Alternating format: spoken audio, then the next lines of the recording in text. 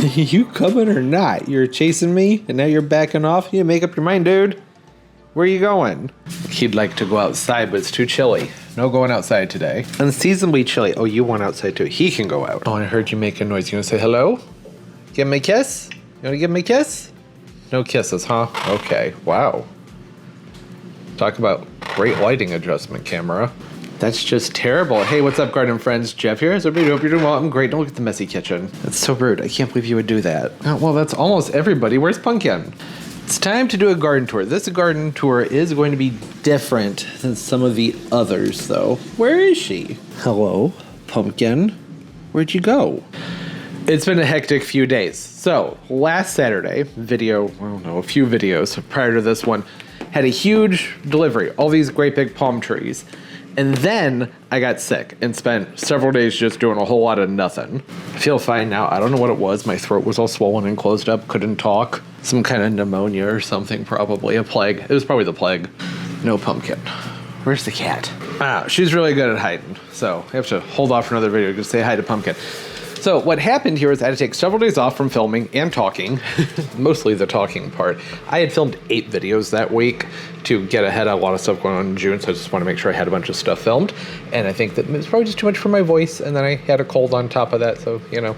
The problem with that is, though, instead of doing what I usually would do, which is where I go outside after the palm trees are delivered and film a vlog of getting them all planted up and moved around and looking nice. I didn't do that because I can't film 2 1-hour or longer videos in 1 week when my voice is trying to recover. So I thought maybe what we would do in this video, instead of just doing a traditional garden tour, 2 minutes in, I need to speed this up, would be to do a garden tour, but I'm also going to be walking around and probably getting some stuff done at the same time. Might do a few little projects, just moving some things around and grabbing my annuals and getting them placed and stuff like that. And then in the vlog that will be out next week, we can go ahead and work on getting those things planted up and then probably lots of other things. Are you going to get me?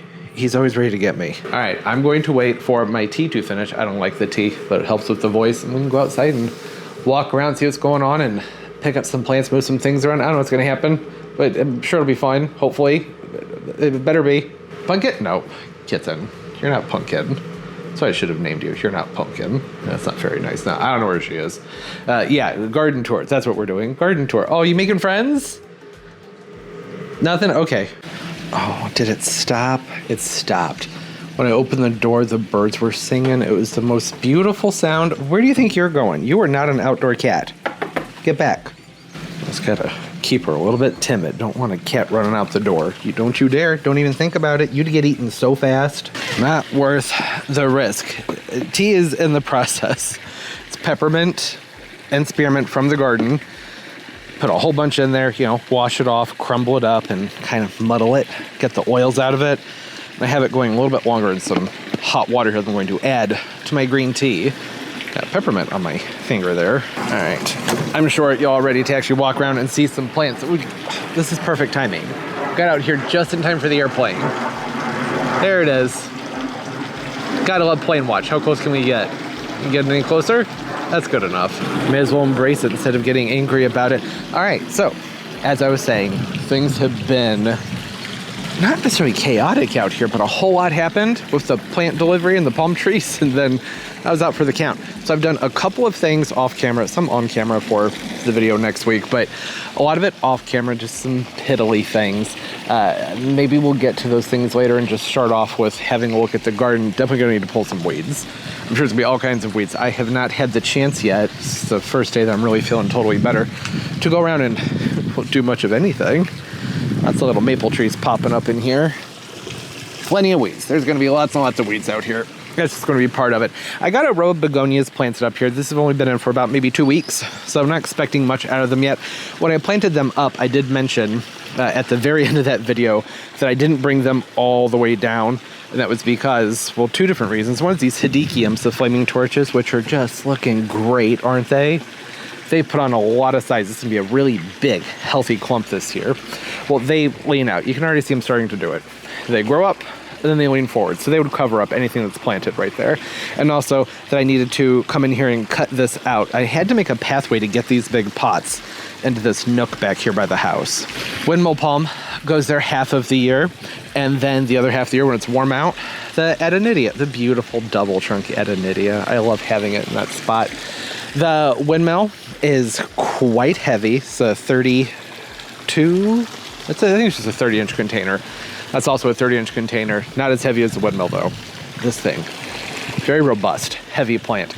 And the way I was getting these in before was just brute force and doing my best to make it work, and that just wasn't smart. The Edenidia was okay with it, but I would have to like lay it down and move it over this hump right here. You can see where the piece of the decking comes out right on this corner there, and like tilt it over the whole thing. It was a disaster. Windmill palm, I can't do that with. It's still rooting into this pot. It's done a good job. I just got it potted up last summer, but there's still some wiggle room in there. So every time this thing gets moved around and laid on its side, it's going to lose its soil. So I came in here. It's been a decent amount of time just trenching this out, trying to create a pathway. I'll go in and fill in with gravel later.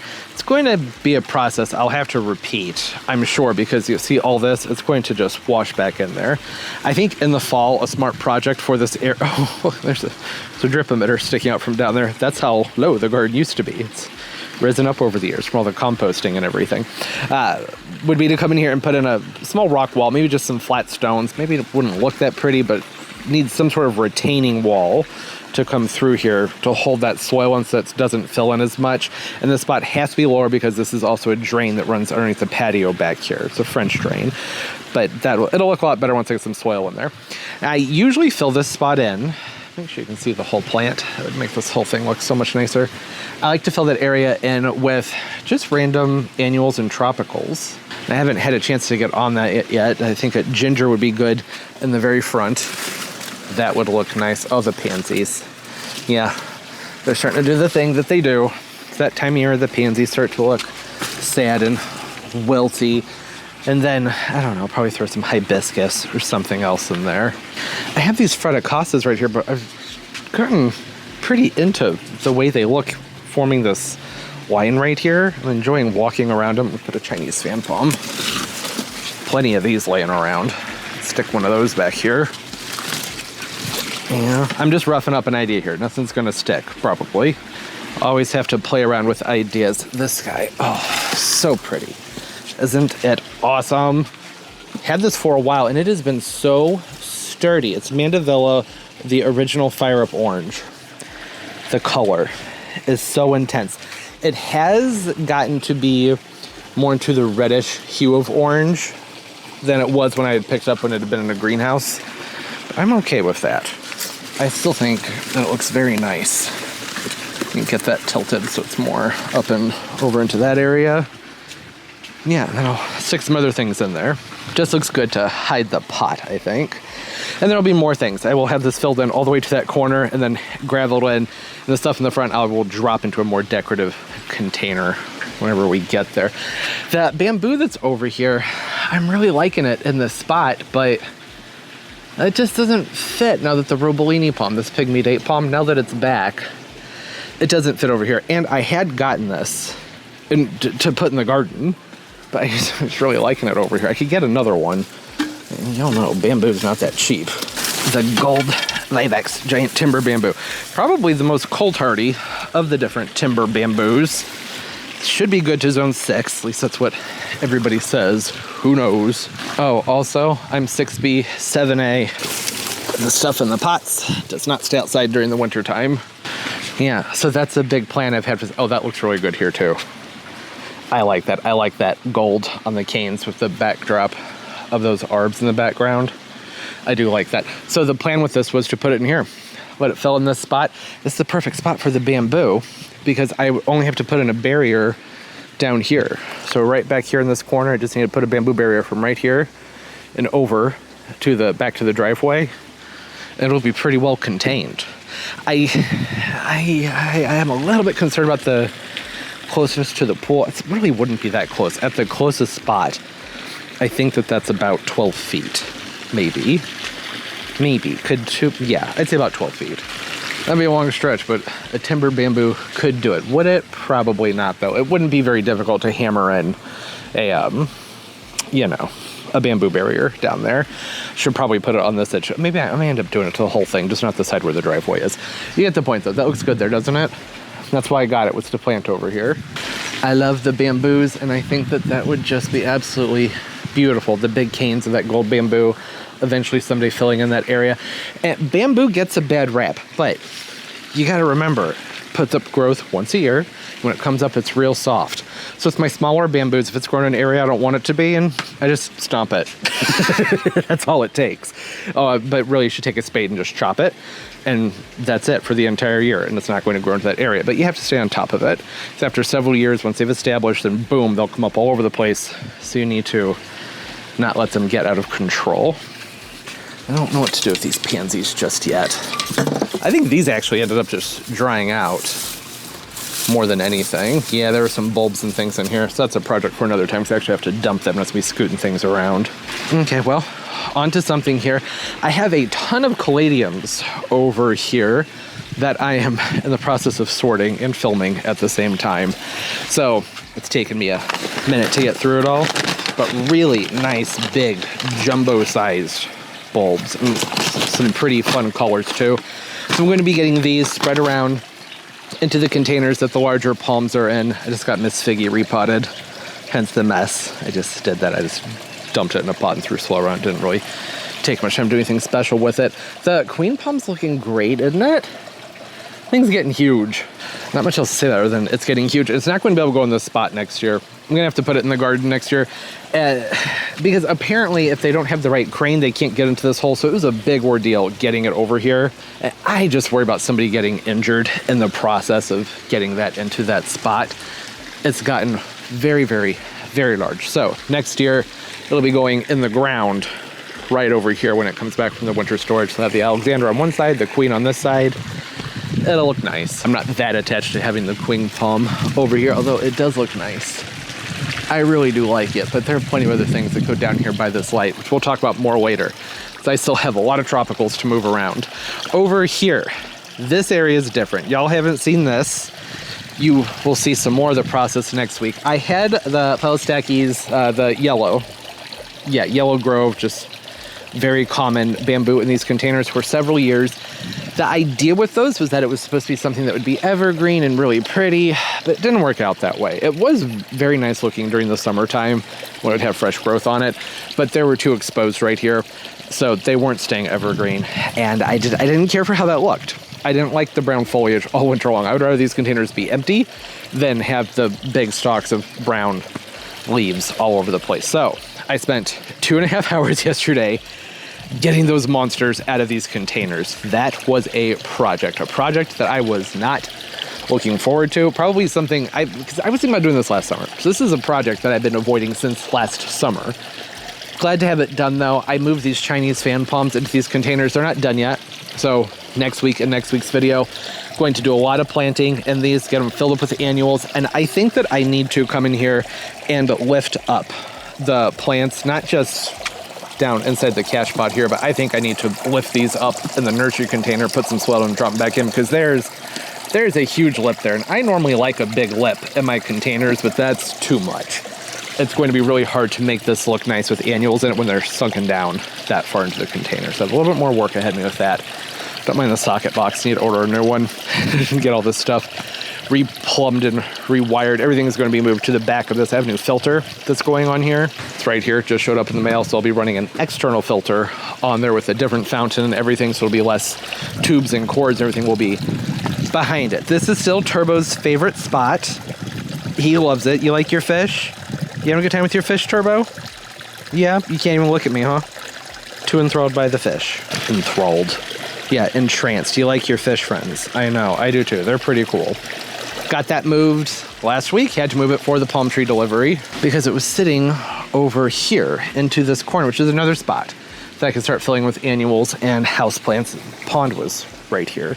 So that wasn't going to work in order to get the queen palm back here and this Robolini palm.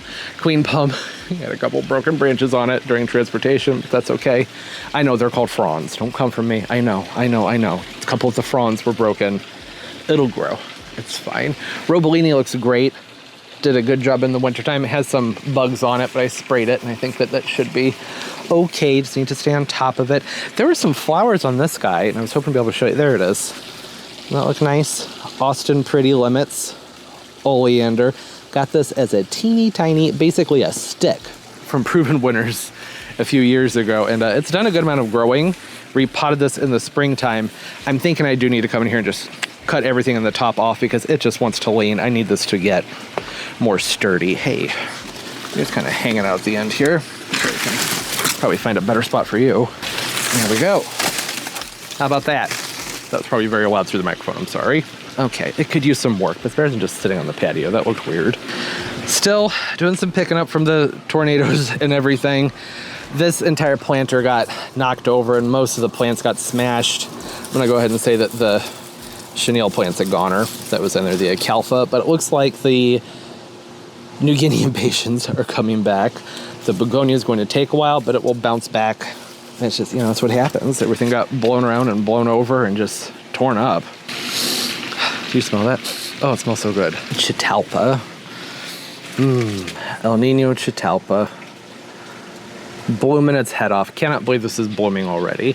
I don't think these are supposed to be blooming until more into the summer. It's not even summer yet, but it's got blooms all over it and buds, and it seems very happy. This is a pretty warm cove, sort of nook in here, so I suppose that probably has something to do with it. It just smells phenomenal.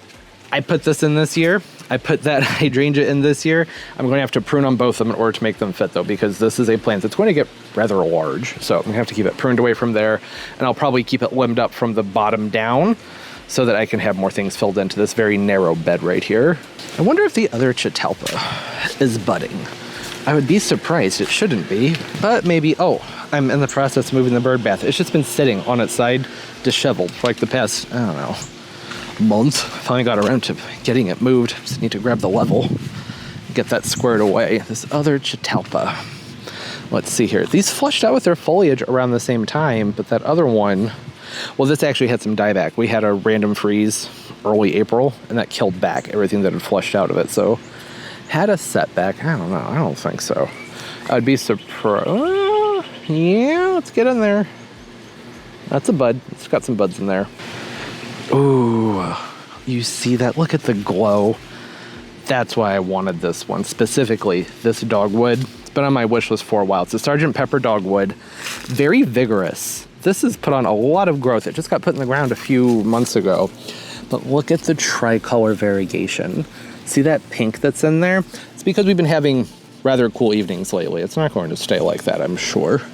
But I love that when you have those cooler temperatures and you get the hints of pink mixing that variegation. It makes the whole thing glow. Doesn't that almost look luminous, which is perfect for a shady spot? Well, it's not really, well, no, it's fairly shady right here. It's a part shade, part sun. Carolina Redbud's looking good. Not much else to say about the things that are up here, I don't think. A lot of stuff got planted up here. So many things got planted this spring. Yeah, something's been chewing on the Gigantosaurus. That's too bad. Everything else is just business as usual. I have to be careful. There's a lot of poison ivy and poison oak up here. Doesn't normally bother me, but I think it's because I try and stay away from it. Easy as pie. Cherry over there. Looking forward to watching that one do some growing. We got to come over here. We got to make it over. Got to get past the branches. Don't step on the natives. So many natives up here. Look at the show that's going to happen from this endless summer hydrangea this year. This thing hasn't bloomed for me in years, and it must have heard me because I was saying I'm going to dig it up because I was over it. There are other hydrangeas that would do better up here. He really isn't supposed to be up here. That's all right. He's being calm, so I'm tearing things up. I guess we had a mild enough winter that it was able to do its thing. What I don't really understand though is this is all new growth that it's budded out on, and it's supposed to bloom on old and new wood. Isn't that the whole point of the endless summer hydrangeas? I barely got anything out of them last year. So what gives? I did soil acidifier on them a ton, but I don't think I got it onto them soon enough. There's a hint of purple in there, but these are going to be pretty pink. I usually like to do the soil acidifier, or maybe just within a few weeks of when they flush out with their spring foliage. I didn't get it on there till I saw buds. The buds were probably about this big when I put that on there, and I don't think that's fast enough. The pH up here is right around 6.4, which is acidic, but it's not acidic enough apparently to get the blue blooms. What the heck is this thing? What is it? That's a oh, it's a panicle hydrangea. Berry white. This already has buds on it. Really? That's surprising. Very, very, very surprising. So the Quickfire Fab is in bud, and I've been very surprised by that. There's not room up here for both of us, Turbo.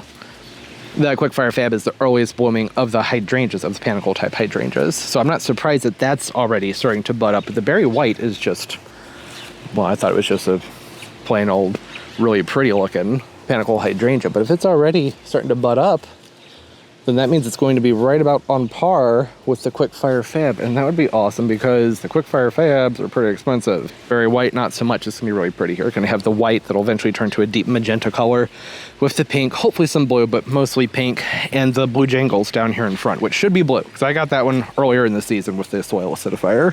I have a bunch of starts and things up here, things that are yet to be planted that needed afternoon shade.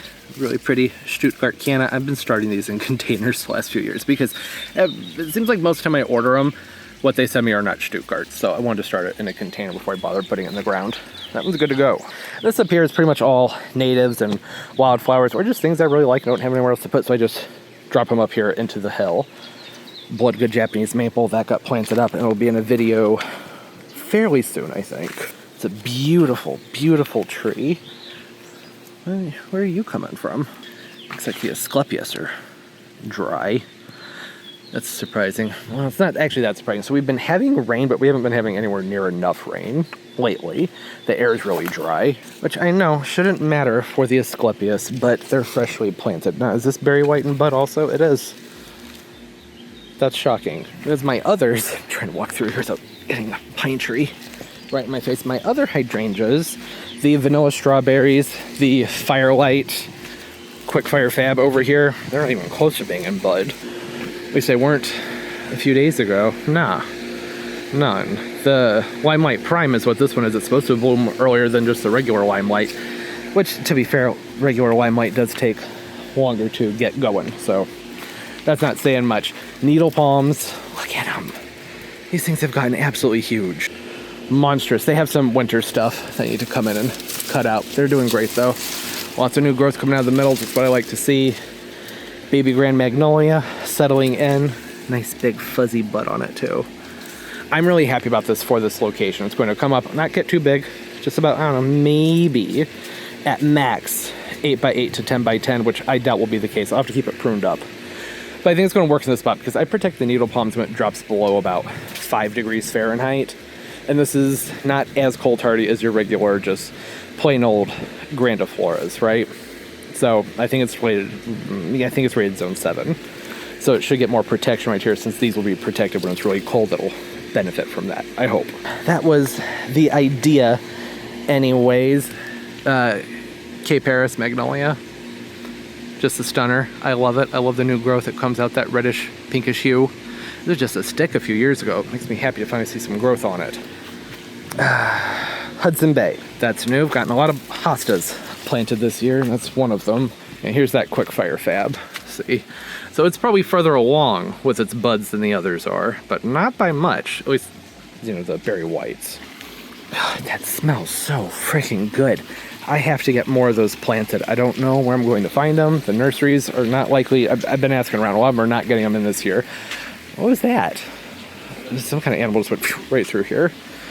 Yeah, let's see here. This is a Quickfire that, yeah, it's starting to. Has some small buds in there.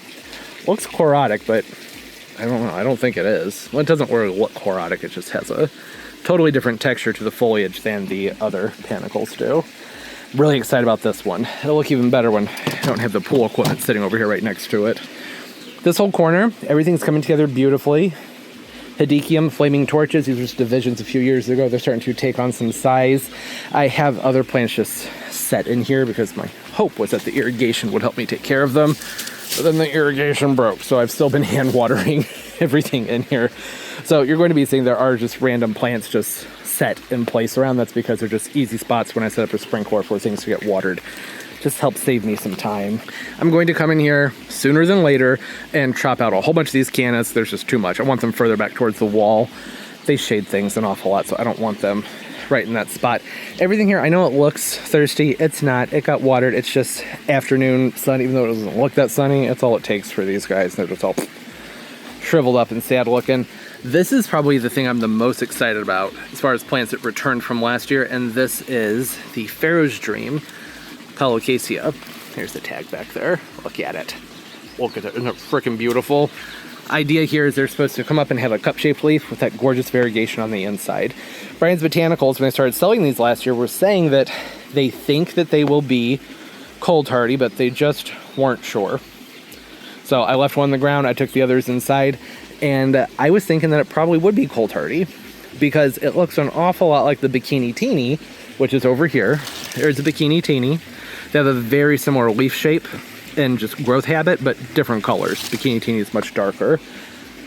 And if it is like the Bikini Teeny, then it will spread. And guess what? It is. Oh yeah. This thing that was just a little plant, it didn't get that big last year. It's starting to pop up all over the place, which makes me really excited. That back there is an unexpected surprise. I believe that is a Pharaoh's mask. I planted a Pharaoh's mask in this spot several years ago. I didn't do much with it. It didn't do a lot of growing last year, but that's what I assume that would be because it is a very unique looking plant that doesn't look like anything else that's coming up in this area. So I'm going to assume that that's the Pharaoh's mask, which is neat. It's going to be a fun variation of Colocasias in here. I planted a whole bunch of heliconias in here that have just absolutely fried, which just, it shocks me. They can take some sun, like a lot of sun, but I guess it's just been too much for them. I'm not that concerned. I think once the warmth comes back, it's been really cool the last several days, so that also is part of the reason that they're crimped up like that. I think once the warmth returns, they should open back up and they'll put up lots of new growth that will be able to handle the sun, hopefully. Yeah, all these sun impatiens, they're new. They would look a lot better if the heliconias weren't all meh in the background, but is what it is. Have the angel's trumpet that's blooming back here. Really pretty pink flowers on it. This guy needs a repot. I cannot keep it hydrated. It's in a little 10-inch nursery pot, and that's just nowhere near big enough for it. I'm loving the dune grass. Isn't it so pretty? I love this stuff. Not something I would recommend planting in your yard if you don't have an area to contain it, because it will just spread and take over. But man, it's so pretty. It might be worth it if you have a spot where you would be okay with that. It's such a nice texture when you walk in here and these guys, the seed heads are moving around, and they put up a seed head much earlier than any of the other grasses do. You know, a lot of ornamental grasses, you don't see any type of seed head out of them usually until late summer into even early fall with a lot of them. Some of them, I guess you see in midsummer. But these, they've been going at it since about mid to early May, and they'll keep doing it throughout the rest of the growing season. Just keep throwing up these seed heads that just blow in the wind. I think that looks so pretty. Even look, let's look at this berry white. You got buds? Yeah, not as much as the other one did. Let's check out the vanilla strawberries. Carefully, there's a dove nesting up in here. No, they shouldn't. These don't usually do anything for me until about late June into July. Have a whole bunch of fun stuff here that I'm really excited to get playing around with. Lots of new heliconias, some fun new caladiums. This one's called Clowning Around. Look at that leaf. Isn't that an interesting leaf? The Clowning Around is really heavy. Sinus in it. Dramatic sinus. These were on clearance for 15 bucks. These Thai constellations. So I grabbed a couple of those. Figured I'd pop them into the landscape, have fun with them this year, and then give them away to some friends who've been saying they wanted some. Okay, sprinkler did not hit over here this morning. Good to know. Alright, there were some things I was going to move around. I gotta get my head back on straight. We'll pick up and get something else done. Yeah, okay, for the time being, I think I need to move this, since that looks dumb just sitting here. Yeah, the windmill, it has a lean to it, but I think it's too late to correct that. I will try, but first I'm going to get this pushed over here to this spot. There's supposed to be 2 queen palms. There's only one. We'll technically have 2 if you count the big one that's back there. The company, I'm so sick of explaining this. The company that stores the palm trees last winter, or the winter prior, 2023 into 2024, they lost the one that goes right here. It's very unusual. Queen palms do not normally die on them. Edenidias die all the time. Queen palms, not usually. They don't know what happened. They said they'd replace it. They didn't get any in that they thought I would like, so they didn't give me a new one last year, but they credited me for a new one this year, and I made him shake me on it when he was here dropping off the palms last week. And he said, yes, there's a truck coming in Friday that will have been, well, I think that'd be a few days from now. So yesterday for y'all, whenever, depending on when you're watching this, that supposedly my palm tree's on and they will bring it. I don't know. If that happens, it's going to go right here in this spot where this stuff is falling down. That looks awful, doesn't that? I can't find the alien tape. I use alien tape to hold that stuff up and I can't find it. I might just have to do something else with that. But I think that maybe I should just tuck the windmill back there in that corner for now. I really don't want to go moving this though and then moving it again. That's not good for them. I do not. These don't need to be outside anymore. The sensors for the winter time, better to take them inside than leave them out in the heat all winter long. Summer long. Maybe I should think of a better spot for that. It's just bugging me having that hole over there. I'd like to fill that in. Ultimately, that windmill palm, if they bring the queen, is going to go back here in this corner, right where I have all these roses set. This is all annuals and perennials that I was waiting on the palm trees to be delivered to get planted up. And then as this hole was getting redug, some of them got buried. Not ideal, but it happened. I'm not going to get mad at people who are helping me with things. You know, we were in a pinch to get this done quickly. The hole had filled in so much more than any of us realized. Didn't realize it until the palm trees were delivered. So it's just a few things in the front. Everything else will be okay.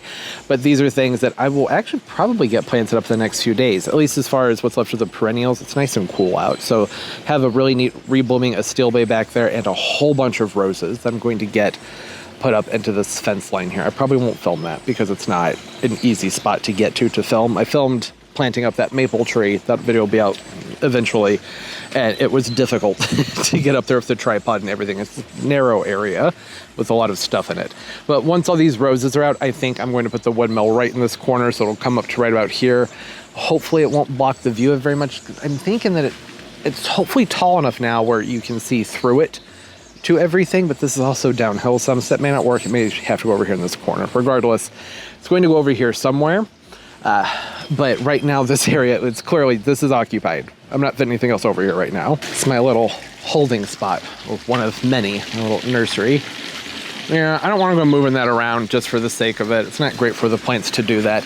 I do need to get, there's a big end set down there I need to get placed, and I got these Edenidias potted up yesterday. Down here, so we can go ahead and grab some of the annuals for those. These are two double-trunked Edenidia Morellii that I picked up from Home Depot a few years ago, and they were so small but so cute, and they were a great price. They had maybe this much clear trunk on them. There is barely anything. This is what they've done in the last couple of years. Getting these potted up is always an ordeal. This year, I managed to find a pot that fits in this container to put this Edenidia in. So in the fall, I can just lift this out, send it off to storage. No big deal. I only had one of them though. So the other one I'm going to have to repot back into a plastic container. I can show those to you. They're over here. It's not great to have to do that because the containers that they go off in for winter storage are larger than the ones they come into during the summer. So I have to prune on the roots every year to get them in their containers. So that's what they go off to during the winter time. This year only one will be going off in that container. I'm going to keep my eyes peeled for another one of these 15-gallon pots that are that size. It's just a nursery pot. There's nothing special about it. It was a perfect fit. I'm not crazy about being able to see the lip on there, but that's okay. We put trailers in there, won't even be noticeable. So this one is actually planted directly into the container. I did a good job with it this year too. So the last couple of years, this whole thing has stuck up fairly high. That's because I have cinder bricks blocks down the bottom of these containers to help weigh them down. And I just went ahead and thought to myself, hey, you know what would be smart? Just take those and break them. So I took them, smashed them, and put all the bits of cinder brick in the bottom, and then a layer of what's it called? Garden fabric, weed barrier at the bottom to make sure that the drainage is even between the soil and the weighted stuff down below. So this is, for a change, not sticking up really high, so it's gonna make it easier to plant this up and keep it watered this year. Looks like, though it doesn't look great, the canary wing begonia I planted in here last year is still intact, which is great. Have some cordyline frutacasas that have been in these pots for several years. I have some bromeliads to put in the front of these, and these are going to go somewhere else. They just a convenient spot to keep them for right now. Actually, those do look kind of good right there, don't they? They do. Yeah, firefly farfugiums. I would like to put these in the garden. They're marginally hardy, so I thought let's give those a try in the yard somewhere, but I do kind of like that. That's not going to work though. I'm not going to keep those there. I'm going to scoot them down over here underneath this not Pindu. Who are you? Mule palm. Find the bromeliads that I had for those. I have a ginger ready to go for that container also. Just need to grab the soil that I need. I like to use the water wise, whatever it's called, moisture control potting mix for those gingers. They do really well with it. It's the only thing I use that moisture control potting mix for. There we go. Isn't that pretty? Neoregelia Freddy. I have 2 of these. I think these would look great in the front of those containers. Last year, I used a bromeliad that was called Yang. I still have them. I overwintered them, but they got really, really big. Too big. And I don't think I want them in the front of these anymore. Here's the Yangs. Here's one right here. Beautiful bromeliad. Ow, very spiky. Very, very, very spiky. But you can see the size on it. It's when it's in the front. I'll try and pick this up and take it over there. Oh, we're gonna draw some blood. That's okay. That looks nice, right? I like it. But it's also, at the same time, I think just, it's too much, right? I would like to be able to have some more color going on over here. So these, I think I'm going to put in front of the queen palm this year instead of, ow, gosh, this is the dumbest way to be moving these things around. Instead of in the front of these Edenidia planters. Okay, there's not gonna be anything graceful about this. I'm trying to not have this slice up in here. No, my mangave. Yeah, I think that's going to look great in here. It's going to be really easy to get them planted in this spot too. Jeez, they're so spiky. I'm going to have to put on my rose gloves when I plant those up. I have a couple of mangaves that got sent out. These are Art and Soul Night Owl. Isn't that a great form? I love that growth habit on these. They're small right now, but you know, they're mangaves. They'll grow. That's going to look good right there. I'm not going to put them right there. I'll probably center them, or maybe put one here, one there, and have some other things growing up in between them. And then the other plants that I had for those Edenidia containers got smashed during the tornado when this blew over here. Why are you, is everything just thirsty? Is it because the air's so dry? We've had so much rain, but it just hasn't been enough. I watered so heavily yesterday so when I did the garden tour, things would be nice and lush, but ain't no luck. Yeah, so here's how the other canary wing begonia is looking. And then there's this one right here. May as well use them. They're not looking their best, but I have them, so may as well use it, right? I guess they matched the one that overwintered from last year in the other container. Yeah, I think I have these palm trees backwards. So I think last year the canary wing begonias were growing out that side. No, Crossandra. I have Crossandra somewhere to go over here. I think the Crossandra may have been smooshed too. I hope not, but I think it was. No, they're okay. They're okay. They're back here. They're tucked in. One there. Another one right here. Oh, what about those Coladiums? The Radiance Coladiums, that white? That might be pretty down there too. Okay, yeah. The Crossandra right there. I probably should have held out and gotten some larger ones, but you know, you plant up so many annuals, the cost really adds up. So I got those from the retail grower that's out here for like $3 or $4.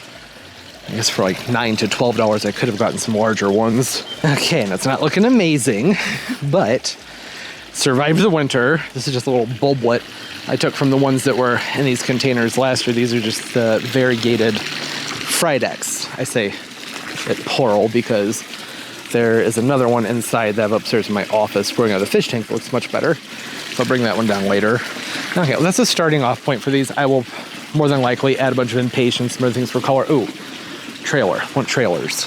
I have some Smackia that I got last year. I only had one of them, but I felt, would you get out of the way? Oh my God, no, Okay, yuccas, cutting heavy. I just fell in love with these. It's an awesome, okay. All right, frog in a blunt. Gonna have to repot that. It's fine. Not that big of a deal. Yeah, see that? Fancifiller's Sunburst with Smackia. An expensive annual. I'm gonna be digging these up and taking them inside during the winter time. I love the foliage on those. Look how big those leaves are. I think that's gonna look so nice coming over the blue, the front of these containers.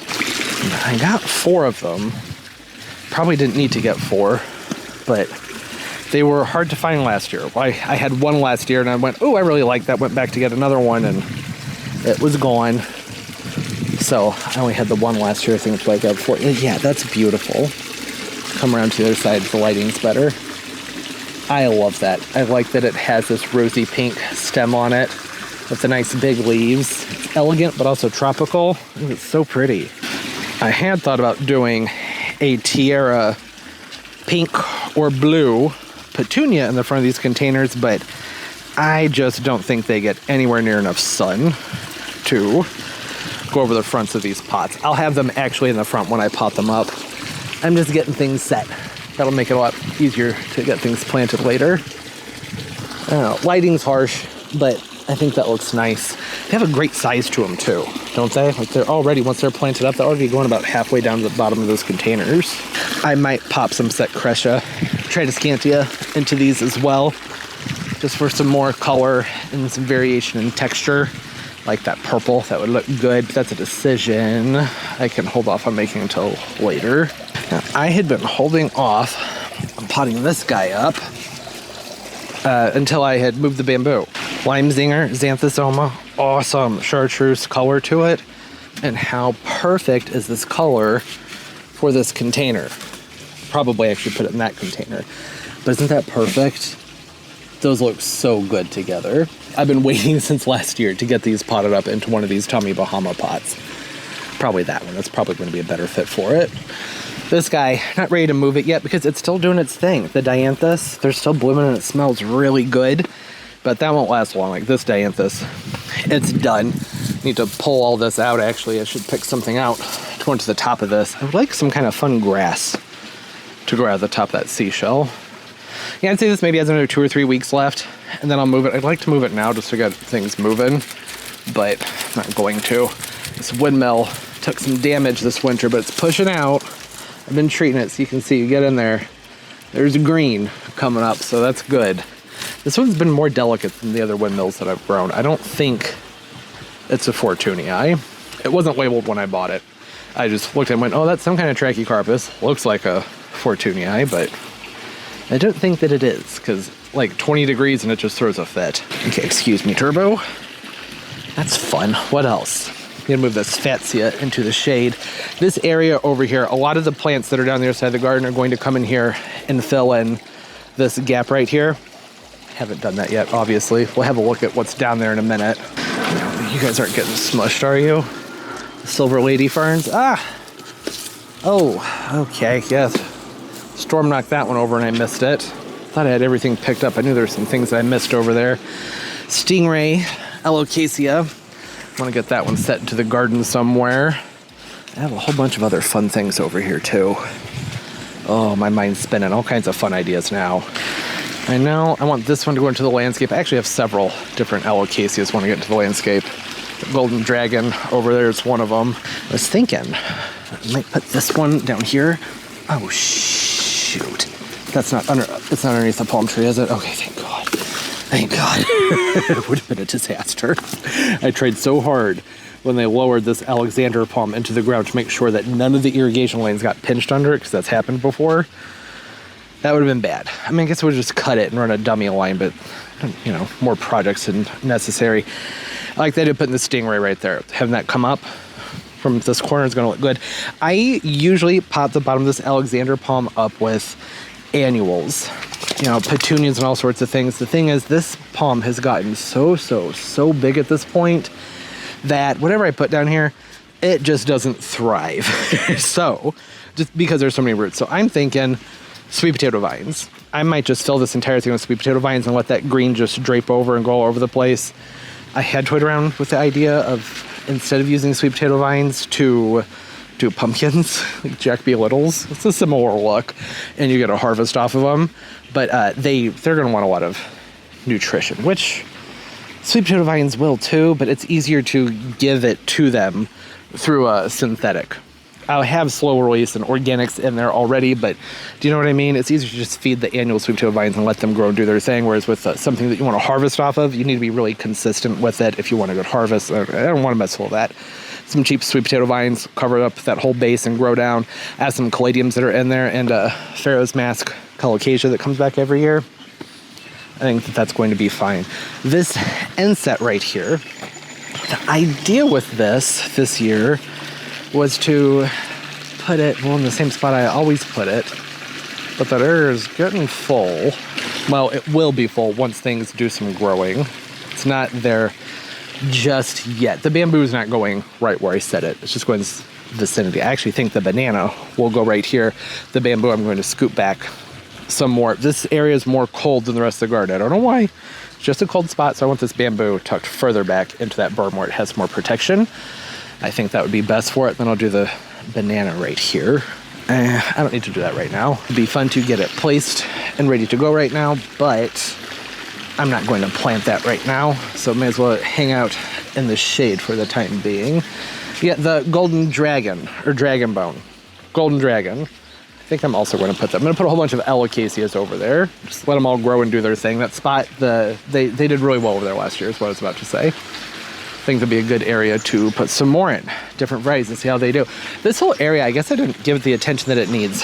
I have some more, the Triticans are just sitting down there. I grabbed some more of those, enough to fill in the front of this bed right here. I was thinking about popping some mangaves in between the Triticanta. I didn't say that right, you know what I mean. The purple heart plants. Having those down further in the front, then maybe a row of mangaves between the begonias and those. I don't know. I gotta wait and see about that, because the mangaves, I think they'll get maybe just too big. It might end up looking kind of off. On that note, I do have some bromeliads I'd like to put over here that are down over there, so I want to remember to grab those. Oh, and look at the Hepticodium. Doesn't it just look fantastic? Finally.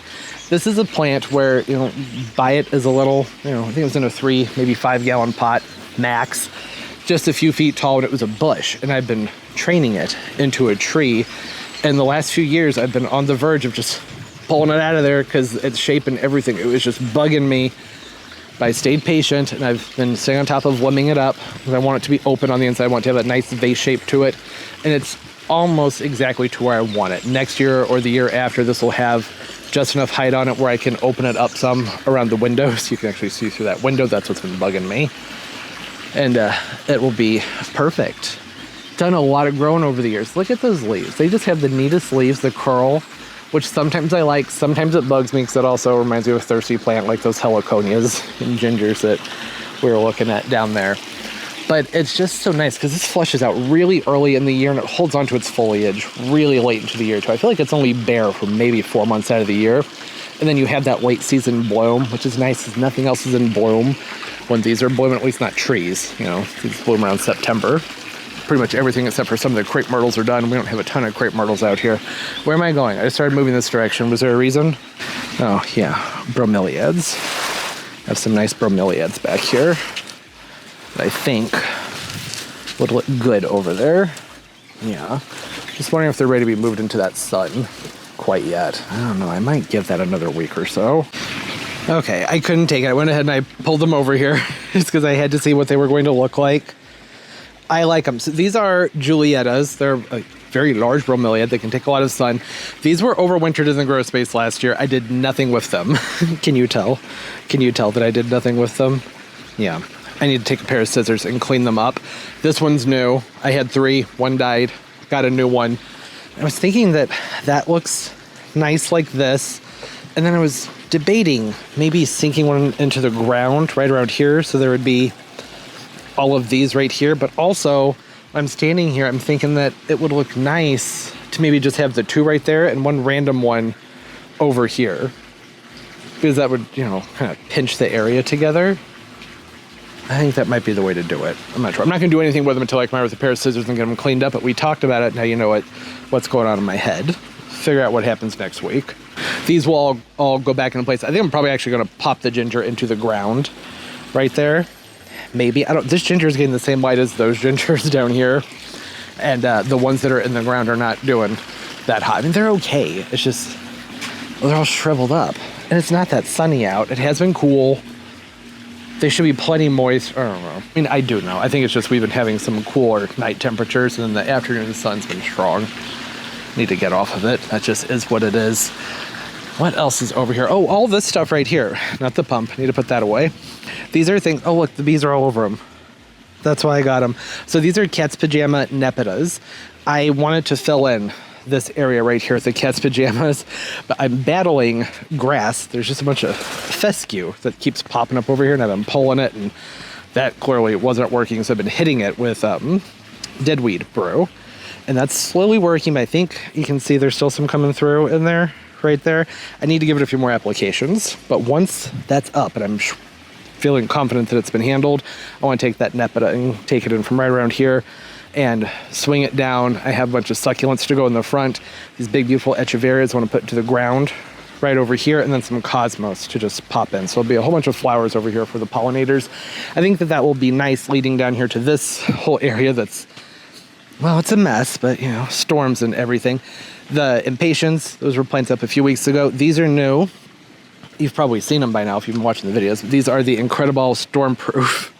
They're supposed to have a really nice stiff stem that doesn't flop in the bad weather. I'm sure that they will when they have new growth on them, but these are pretty floppy. If they go 4x4, 3x3, so they're smaller than a regular Incredible.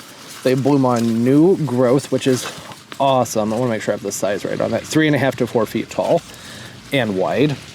Really nice big blooms on it, and they bloom further down on the plant too, so it's not going to be like it's just a whole bunch of stuff going on up top. It'll be a nice globe, big mound right here of flowers, big mound over there of flowers. They may encroach some on all these gingers that are coming up here, but I think I'm going to have to move these because they just haven't been getting enough light the last few years, so they'll probably be going elsewhere at some point. Anyways, they've lost a lot of their variegation because of the light that they're getting, or lack thereof. These are all, they're still coming along nicely, the impatiens. This is all new. Storm bent that banana, I need to straighten that out. Planted a Florida Sunshine Elysium back here in the corner. I think that light green's going to look good.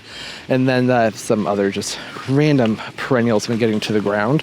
Really pretty Nandina back there, lime something, I can't remember. Woolala hosta on each side of the path here. This is all going to get moved, by the way. It's just things are just sitting here. The bird of paradise may end up staying here because it's adding some privacy, and I am enjoying that. Look at how big this thing's getting. Just a beast. I should order that a new container. It deserves a repot. It's been such a trooper. I need to get into a new pot. Everything down here is starting to fill in and look pretty good. There are a lot of some are weeds, some are maple trees, and a lot of impatient seedlings coming up from last year. So I made the decision to just go ahead and I'm going to give it a couple more weeks, and I will hand pull all of the maples before they're too tall. Once, you know, they're over a foot tall, they can be harder to pull, but until then, which you have some time, they lift out pretty easily, because I don't want to just go nuts pulling everything when I think that a ton of impatiens are going to fill out in this area also. So I'm just leaving it for right now. Have some new ground covers in place. A clumping bamboo back here. It's a rufa right there. I planted another one right here that'll form a really big nice circle. A bamboo here, over there, and then one back there in the corner. That's new. I'm so excited about that one in the corner. Took me forever to get a hole dug over. That's why I haven't had anything planted there in years, because that soil was so compacted. But I got that new auger. And, well, it wasn't quite that easy, even with the new auger, but it was like I don't know, a multi-hour project of excavating. But eventually I made a nice big hole, not just big enough for the pot, a nice big hole to get that clumping bamboo, and it'll fill in that little corner really nicely. When I say clumping, that's because it clumps. So they don't run, they don't take over. It'll fill in a nice, I mean, over many, many years, maybe a 10-foot area. That's going to take it a very long time. I think that's going to look nice. Trying to get as much done out here with evergreens and perennials. That's been the focus of my spring. It's only now that I'm transitioning more towards working with the tropicals. I've just been maintaining my houseplants and tropicals up to this point. It's So it's so important to me to get more out here because November or mid-October through mid-May is just so bleak. And I wanted to change that. So there have been tons and tons and tons of evergreens and shrubs. The leatherleaf viburnum, that's new. It's going to fill this area in and just have some more color. And more stuff to be excited about in the springtime too. That's a big part of it. In the spring, when you just have the evergreen shrubs, they don't do much. So having hostas and pulmonarias, I planted more pulmonarias to fill in this area, just gives you something to be excited about when they come in. Those are Hudson Bay back there. I need to pull the Petasites. I'm trying to keep them out of the front of this bed. But it's a thing. I gotta remember to do it every couple weeks. Come midsummer, that won't be an issue anymore. You can't really see it from here. Back there you can see them though. They filled in that area very, very well. As I say though, come midsummer, they start to die back on their own. They thin out when it gets really hot outside, and that will help open things back up. This Dracaena right here is just loving life. Look at it. I think I've shown this before, but I'm gonna show it again. Big inflorescence. That's extremely hard to see on camera because it's backlit. Well, it's happy. That's the whole point. Everything that's over here is going to be moved. This has just been where I was hardening things off, to getting them adjusted to the light. And I think most of them should be good to go. I know the coconuts could be moved by now. They need to be repotted though, so that's why I haven't moved those yet. This guy needs a repot. A lot of stuff over here needs a repot. But I did repot a bunch of other things, like the Veitchii. Look at those last winter's fronds. Putting up some new growth. That looks pretty good. Nice, stiff, healthy new growth on both of those. So these are finally coming into their own. They were bare rooted as field dug plants for me last summer, so they had to do some recovering before they would take off. The giant croton that's back here, it's starting to fall over. The storm knocked this guy around, unfortunately. So I'm gonna have to get that restaked. And I will be putting it somewhere else. I just don't really know where yet. I want to put it somewhere down on the other end of the patio, and I may move that big bird of paradise over to where it is because I am really enjoying having this space filled in. I like the walls being opened and everything, but at the same time, it just feels so much more private down here when you have all these plants in the shade. It's very nice and calm. I don't like the chaos of it all, but it won't be as chaotic once I get all these little guys moved around in place. Like this Neurogelia fireball, I have a whole fun project I'm waiting on doing. I have this pot here that has a big crack down the front, and the other pieces just won't go into place, and I want to fill this up with bromeliads and put something fun in the top. So I've been slowly collecting bromeliads to put in the plate. They're not cheap, right? So when I see them, I buy them here and there, and eventually we'll get that filled in. I don't know how I got to there. Well, that's kind of what I was talking about. A lot of this little stuff's all going to move. Nothing right now that you're seeing is going to be the way that I want it to stay for the most part. Doing a garden tour right in the middle of just a whole bunch of chaos, which is pretty much always the case back here. These are all extra impatiens. Most of them are going to go into the front, and then the rest I'm going to pop into containers all around the place, from about over here and through into this area, so that the impatiens will go from being in the landscape, they swoop through here, they disappear, then they pop up back over there, which will be more visible once I get all these things planted up that are sticking out. There's some fun stuff over here. Got some little windmill palms that are new. Great price on these. Great price. Cost on windmill palms. Palms in general has gotten so expensive. I was lucky to find those. And then these chubby hubby hollies. Now, I had gotten these for a specific area. I'm starting to really like them. And the area where I was going to put them, I won't be able to see them that often. So I've been holding on to them, thinking that I might want to just pop them into some other places out here. Mainly being potentially grabbing a couple more if I can find them and alternating them in the gaps on the other side of this berm from the laurels. Because to talk about this in all the garden tours, I just don't have faith in these laurels. I know the skip laurel is supposed to be hardy to zone 5, but that doesn't explain why they die every several years when it doesn't get that cold. So I just like having a backup hedge back there. I've already started a nice hedge. It's going to be a mess. I haven't been back here in weeks, you guys. I don't even know what it's going to look like. Probably going to be pretty intense. Okay. All right. Yeah. Okay. I need to come back here and do some work. So the Petasites, I need to prune these back because there's an entire hedge of yews in here. They're okay. They're tough. And this is all probably very, very, very new stuff.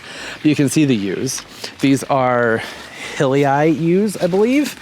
And they will form a nice thin wall that will go up to 12 feet tall. It's going to take them a decently long time to do that, right? They go all the way through here. Jeez. I think I would rather hit this, attack it, I should say, with a weed whacker. So that's going to be a really nice hedge back there. You see, they still need to double in size before they'll make what I would consider to be a good hedge, which they could do in just a few years. I like the use because they can go sun or they can go shade. But it takes some time to get them going.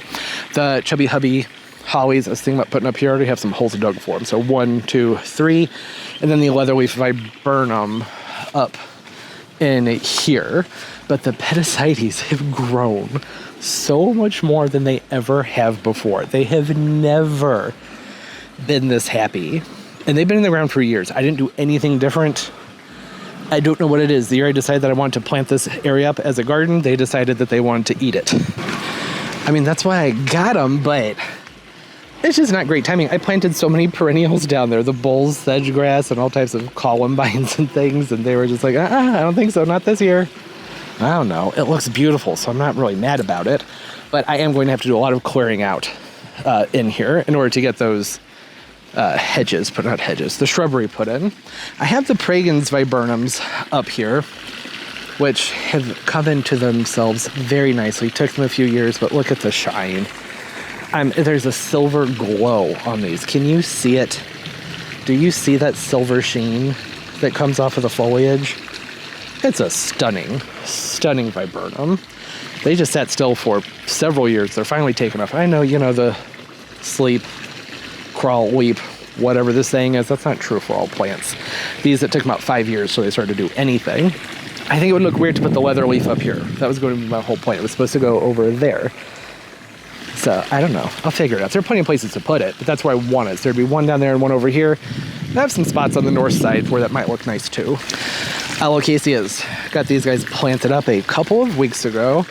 Gave them a heavy prune. Dug out some massive holes for them. I think they're just now settling in. They've all opened up new leaves. Planted some new gingers up here also. This is a white feather. I thought I had 2 white feathers, but I don't. I thought there was another white feather to go right here. It turns out that this one is a, well, see, the tag says white feather. Oh, they're both in the same thing. That's why it had 2 tags. Well, this is Silver Arrow, which I'm fine with. Silver Arrow is beautiful.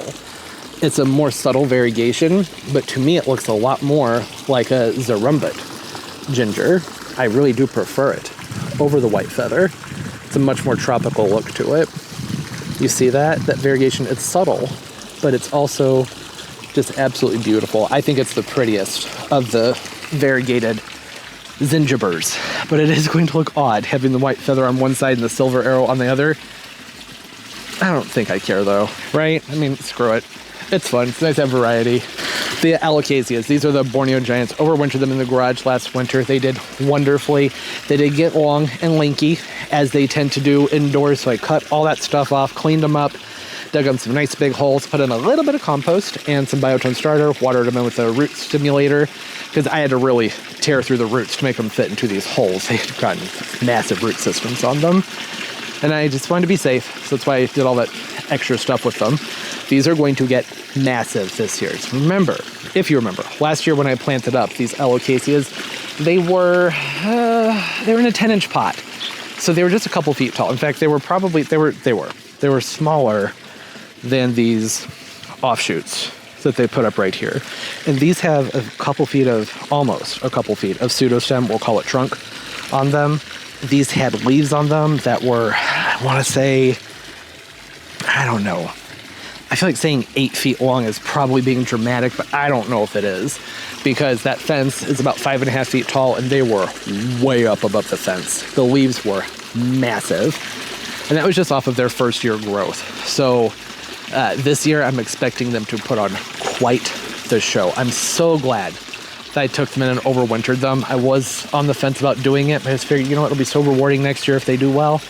And I think that it will be. It's already rewarding. If I had just replanted these from another 10-inch pot, one that would have cost me like $80 to buy 2 new ones, that's if I was lucky enough to find them for a good price. Usually they're $30 or $40 a pop. They would only be like this big right now. These are already, I would imagine in the next month, they're going to be putting up huge, gigantic leaves in this spot. It's going to be absolutely stunning. The Tradescantia that we planted up last year, that I don't remember the name of, it didn't do much last year, but it's blooming its head off. It has a slightly more light green foliage to it in the spring that has darkened up now, but it just blooms its head off. I love that purple right here. I wasn't positive about it when I put it in here. I was on the fence, but it has come into itself very nicely. Very, very, very nicely. I have some forget-me-nots up here. I might pull this and put a nepeta right there just to keep that purple going, and because I want that nepeta spread around for the bees. Oh, bayberry's looking really good too. Everything is so fresh right now. Oh, I dug you up and moved you. How does it have buds on it? It's too early for that. There's some weird stuff going on out here. Lespedeza shouldn't be in bloom until late August. Maybe it's going to put on an early show. I don't know. The bayberry right here, northern bayberry, just got a massive prune this spring. It was hard to do. Like emotionally, it was difficult to do because it added a lot of privacy, but it was getting thin on the inside and its growth was stretched out this way, which was fine because I had it pruned into an arch that you could walk through. But at the same time, it was looking stupid. It had that growth on it because the neighbors up here used to have some really big trees that grew up and then shaded this in the afternoon. So it grew more this way and it was very open in the middle. And it was just the right thing to do for the plant. Now that those trees were gone and it's getting nearly full sun, was to come in there and prune it up. I did. I missed a branch right there. But I topped it off, got all this stuff off, and now it's filling in very, very, very nicely. You can't see through there at all. So I'm so glad that I did that pruning on it. It really encouraged the plant to flush out and have a solid screen here now. And that's what I wanted. And it's spreading, which normally I would not be happy about. But when it comes to privacy, I'm all for it. Go ahead and just fill the whole thing and I don't care. I kind of care. I do have perennials over here. These are I can never remember the names of these freaking hydrangeas here. It's why I kept the tags on them. It's hard to remember when you're not that impressed. They didn't bloom for me until last year. Little Lime Punch. That's what these are. If I could swap these out, which I maybe could, I will swap these out with the Quickfire Fabs. Quickfire Fab Hydrangea, to me, is now pretty much the only one that I'm interested in planting. Maybe the Berry Whites, too. Because the whole thing there is that the other panicles, they don't bloom until, like I said, late June into July. They've just started to bloom with a lot of them. But the Quickfire Fab, I think that thing's going to have blooms on it within a month. Okay, and within a month is only a few weeks earlier than the others, but time matters, right? And it's a beautiful flower, too. Nice, manageable size, too. They have a nice form to them. Set microphone. I did plant... Wait, hold on. I planted a new hydrangea up here on the hill this spring. I can't remember what it was. I also planted a... oh no, you can't even see it. There's a native redbud that has grown in here. I did not put it there. I should probably cut it out. I know it's native. They're everywhere. It's okay. A juniper. I popped a juniper in there. I'm talking through the plane. I don't want to lose my train of thought. Emerald feather juniper, and I have another hydrangea up here. I can't remember. Is this a Quickfire? A Quickfire Fab? It has to be. Because look at those buds. This has to be a Quickfire. I planted 2 Quickfires. Did I have 2 of them? I thought I only had the 1 because I had such a hard time finding them. Yeah, that's a Quickfire Fab. So that's going to be pretty. This is going to grow up and just be barely above everything that's in front of it. I think it'll go about maybe 5 feet. 5-6 feet at the max. Wind blew that around. Need to get a stake on it. So that'll be up above those lime, the little lime punches. This will look awesome. Green stalks are doing well. I need to come in here and do some major pruning on this one though. Got to come in and clean it out. The lettuce is done. It's bolted, so I have lots of cells in here that are open now. I've been pulling on this nasturtium like crazy. The iguana and the tortoise love the nasturtiums. I'm about to have a lot of open cavities in here. Gosh, I just need to come and prune out. Everything's almost growing too well, too fast. I'm having trouble keeping up with it. This one, it's all new stuff. Look at this dill. I just put it in there, and it's just exploded in growth. Too much. It needs to fill out and be bushy. Strawberries are coming into their own. I have to do some reconfiguring with this one because I had lost a tray, but then I found it. So I think it's this one right here. This one doesn't have its drip tray, so I have to pull the top off. These are seascapes. I pulled and cut the majority. I didn't get them all off. Been pulling off the first few bits of growth from them because I want them to get nice and full and put out bigger fruit. So that's what I'm doing. I have the carrots planted up here it was just for funsies. for my nephew so he can come out and pull a carrot, but they're going to look pretty crazy because I started them in a seed cell, which really carrots don't always do that well with that. And they got pretty disheveled. Yeah, some beans down low, some random snapdragons, some other things I've been spinning. I know it sounds weird, but I just wanted the seed from this one plant, so it dried it up. I've just been crumbling it in here, hoping that it will regrow from seed. There's just an amaranthus, some snapdragons, and lots of oregano and mint. That's what I love, is the oregano and the mint. The Greek oregano, oh, it smells so good. And there's another oregano in here. It's called Hot and Spicy. Yeah, this one right here. Hot and Spicy. It is phenomenal. I love this oregano. It's not hot, but it smells hot. Does that make any sense? It smells hot, but it's not. You get it. It's been a nice oregano. I highly suggest growing that one. I'm going to do some pruning on that and dry it. I'm going to do some drying on a lot of those things, help cut them back. Succulent arrangement. It did start to get stretched out because I had to move it to the shade. We had so much rain that I had to move a lot of the succulents into the shade, which they haven't loved, but it's been keeping them dry. These would be rotten if I hadn't done that. And the others, y'all haven't even seen these yet, but there's a preview of a video to come of mostly hardy succulents. You can see the echeverias are not happy about. I had them tucked under there. They're not happy about having been under there. Can't really blame them, but I had to. They would have rotten and died if I hadn't moved them. Okay. Anything else? I'm sure there's a ton of other things. Okay. We can't forget that hose is running, all right? And no, that's not the royal we. I mean you. This is you. I'm putting it on you. Don't let me forget. If I forget, it's your fault. You're supposed to remind me. I just told you. I moved the windmill pump over. It was just bugging me. So it's over here. That and it needs to be watered. So yeah, it's a good time to move it because it weighs less. It was still extremely heavy. I moved a few things around over here. I think what I'm going to do is pot up this cordyline up here with the lime zinger, Zanthsoma, and that Tommy Bahama pot, and then keep this bromeliad right here in that pot. So that you go bromeliad. I'll come in there and get those cleaned up with some scissors, and then fill this in with lots of color. That's an easy spot to play with because, well, they're just things in pots. You just scoot them around. Over here, I have these New Guinea impatiens. I was wondering if Turbo was going to get in the frame. I don't know how well they're going to do over here, but I thought that one's so thirsty. I gave it a big drink. It'll bounce back, but it won't looking too hot. When I get these planted up, I do think that orange, something with a light center and some color would look really good right here because it pulls your eye back into the shade.